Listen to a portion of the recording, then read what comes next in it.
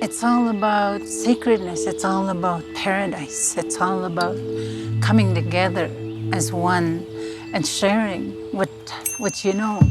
We want people to see our culture. We want people to understand who we are. From coast to coast, there's so many different Indigenous people, and they really have their own stories to tell.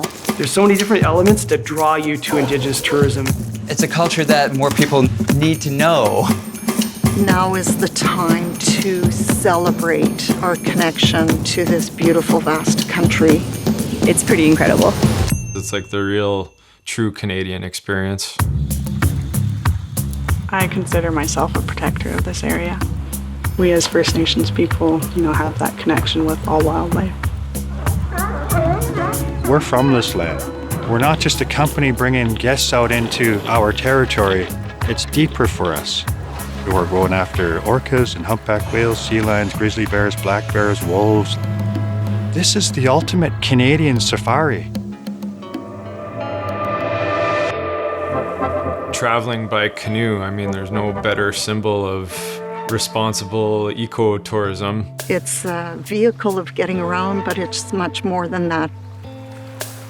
You are connecting with the land, the people that you're traveling with. You get to experience things that you would not experience anywhere else.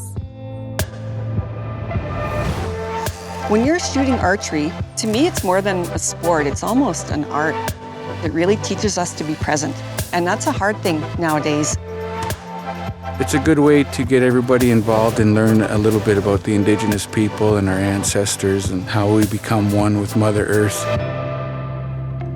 If you want to learn anything about a people, you have to learn their food. True traditional Native cuisine is just eating off the land. To me, this is Indigenous. It's like I'm honoring my grandmother, like how she cooked. I want the guests to see how the food's prepared firsthand. Experiences like this are very unique and the most genuine. There's just I put so much good energy into it, and I just want the world to see it. I think quite often with Indigenous culture in general, people lump us into one big group.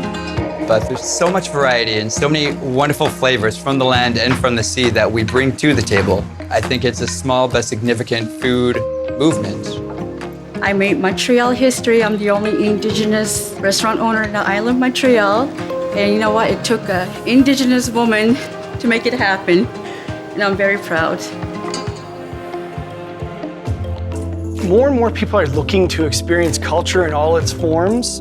There's so many beautiful parts, the beading, the singing, the dancing, the stories, the legends, the language itself. There's so much a person can learn. I can talk to you about ceremonies, I can talk to you about the powwows and meditation, vision quests, and so much, For a long time, the government had outlawed the practice of Indigenous culture, Indigenous language. When we talk about reconciliation in Canada, Indigenous tourism opens up a platform to bridge that gap together. I kind of look at it as a responsibility now.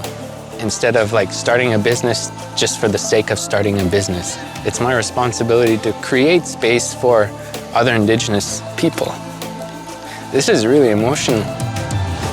It's allowing us to build confidence. It's allowing us to get out into our territories. It's allowing us to find who we are again.